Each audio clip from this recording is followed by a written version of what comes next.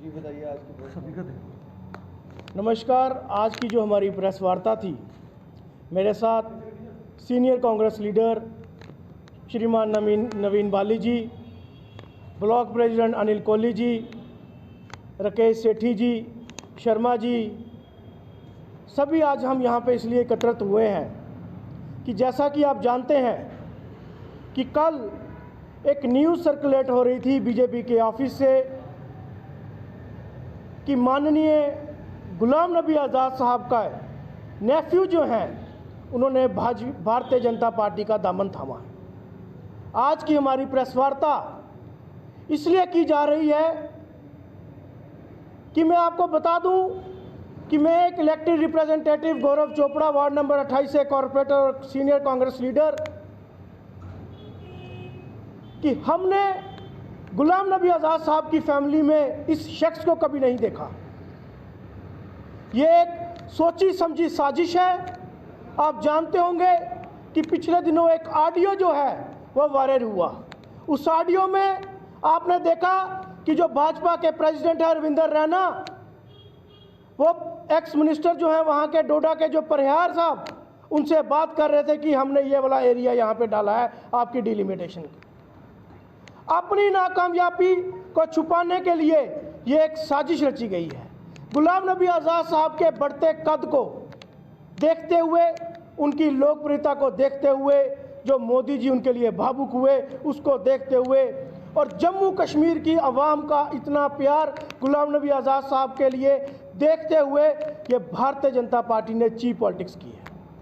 हम बता दें आपको कि इस देश के भावे प्रधानमंत्री नरेंद्र भाई मोदी जी का जो बड़ा भाई है प्रभात मोदी जी, वो कांग्रेस में है। यहाँ अगर आप देखें तो राहुल जी का जो भाई है वरुण गांधी जी, वो भाजपा में है। तो ये चीफ पॉलिटिक्स कभी उन लोगों ने भी नहीं की।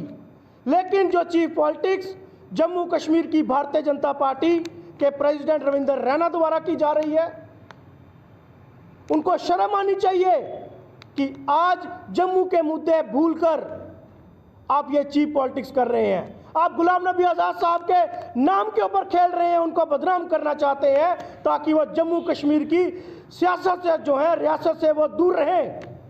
आपने देखा कि पिछले दिनों में गुलाम नबी आज़ाद साहब की रैलियां, जो ताबड़तोड़ रैलियां हुई, जिसमें जनसैलाब लाखों की तादाद में लोगों ने उनको प्यार किया, चाहे वो किश्तवाड़ की बात हो, प्लेसा की बात हो, डोडा की बात हो, वहाँ के लोगों ने इतना प्यार दिया। ये उस चीज़ को देखते हुए भारतीय जनता पार्टी जो है बुखला गई है, क्योंकि इनको नज़र नहीं आता कि गुलाम नबी आज़ाद साहब को किस तरह हराया जाए, किस तरह से जम्मू कश्मीर में आने से रोका जाए। जिस शख्स ने कल गुलाम नबी आज़ाद साहब का नाम लेकर भारतीय जनता पार्टी का दामन थामा और रविंदर रैना जी ने उसके गले में हाथ डाले, बड़े ही शर्म से कहना पड़ता है कि इतनी चीप पॉलिटिक्स जम्मू कश्मीर की सियासत में कभी नहीं हुई जो भारतीय जनता पार्टी आज कर रही है। उन तमाम मुद्दों को भुलाने की कोशिश की जा रही है, चाहे बीएसएफ की, सीआईएसएफ के बच्चों की बात हो, बॉर्डर बटालियन के बच्चों की बात हो, जो नई 50 वाइन शॉपें खोली जा रही हैं उसकी बात हो, डेंटल सर्जन की बात हो। जम्मू शहर प्रदर्शनों का शहर बनता जा रहा है, माइनिंग माफिया का शहर बन चुका है।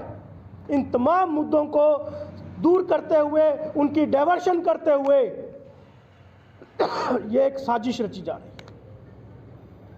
इसलिए हम बताना चाहते हैं कि इस व्यक्ति का गुलाम नबी आज़ाद साहब से दूर दूर तक कोई लेना देना नहीं है। मैं गौरव चोपड़ा हूं, तो क्या प्रेम चोपड़ा जी मेरे रिश्तेदार हो गए?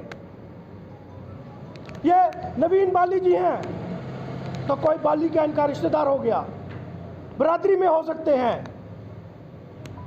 गुलाम नबी आज़ाद साहब इकलौती फैमिली है जो गुलाम नबी के साथ आज़ाद लगाते हैं। जो उनकी बाकी फैमिली है वो वहाँ बट लगाते हैं। इसलिए इस शख्स को हम बोलना चाहते हैं कि गुलाम नबी आज़ाद साहब का नाम यूज़ करना बंद करें। इस शख्स के खिलाफ कार्रवाई की जाएगी।